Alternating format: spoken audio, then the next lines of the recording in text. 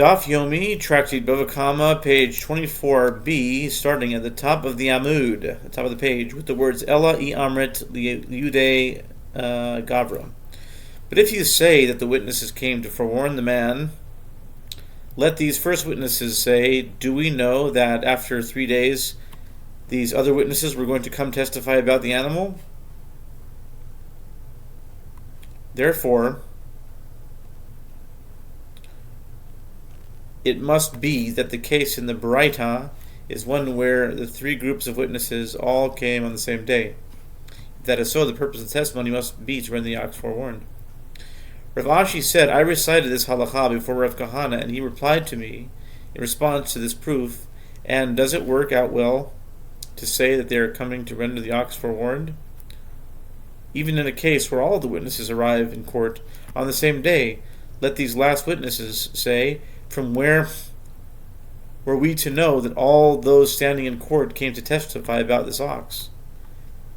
We came to make this person liable to pay for half the cost of the damage his animal allegedly caused, but we are not responsible for the attempt to make him pay the full cost of the damage for the third incident. Very tricky. Very literal.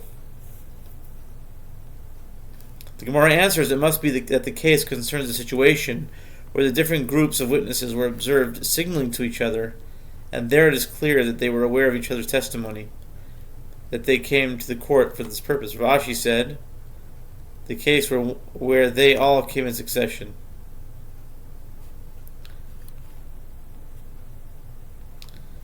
Ravina said, they were acquainted with the owner of the goring ox, but they were not familiar with the ox itself. Okay. The Gemara asks, but if they were familiar with the ox, how could they render it forewarned? The Gemara answers, they said to the animal's owner, you have a goring ox among your cattle, and therefore you need to safeguard all of the cattle. A dilemma was raised before the sages. In the case of one who incites another's dog against another, what is the halakha? The one who incited the animal against him is certainly exempt. I don't know why certainly, but anyway. What is the halakha with regard to the owner of the dog? Do we say that the owner of the dog can say to the injured party, what did I do to the dog? Or perhaps we say to him, since you are aware that if others incite your dog, it is prone to being affected by the incitement and the attacking, you ought to have it kept in your possession.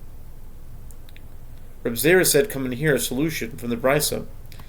An ox reverts to its former innocuous status if children pet it, and nevertheless it does not gore. It can be inferred from this that if it gores when children pet it, the owner, why would you let children play with an ox that might gore? It reverts back to, that means that it's already a dangerous ox. You're going to let kids play next to a dangerous ox?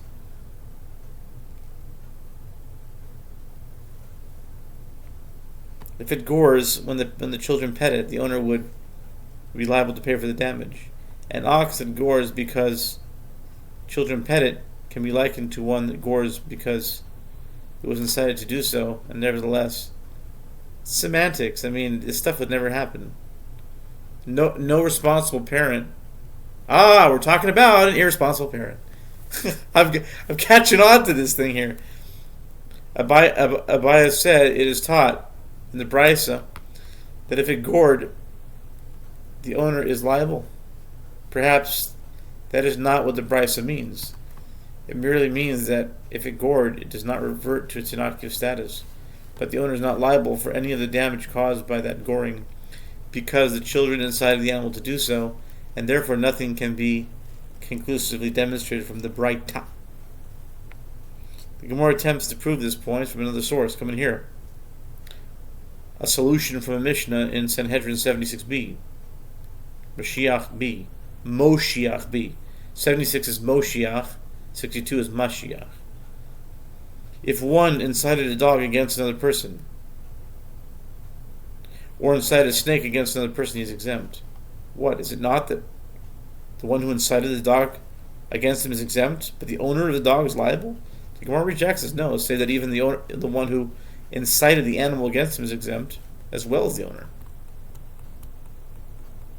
Rava said, even if you say that one who incites the dog of another against yet another person is liable, nevertheless, if he incited the dog against himself, in other words, the dog bit the one who was inciting to attack, he is exempt.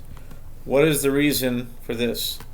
Due to the principle that, with regard to anyone who deviates from normative behavior in his actions,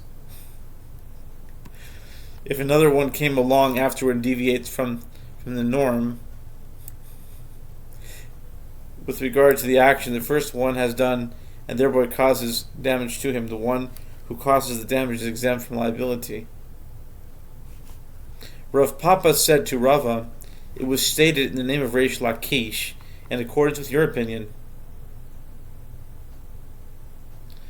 that if anyone deviates from normative behavior in his actions, if another came along afterward and deviates from the norm with regard to the action that the first has done, and thereby causes damage to him, the one who causes the damage is exempt from liability. Reish Lakish says, if there were two cows in the public domain, one prone and in the street, leaning, and the other one walking, if the one walking cow kicked the leaning cow, its owner is exempt from liability. But if the leaning cow kicked the walking cow, I'd like to see that one. It's leaning down and gets up and kicks it. Also very unlikely. Its owner is liable.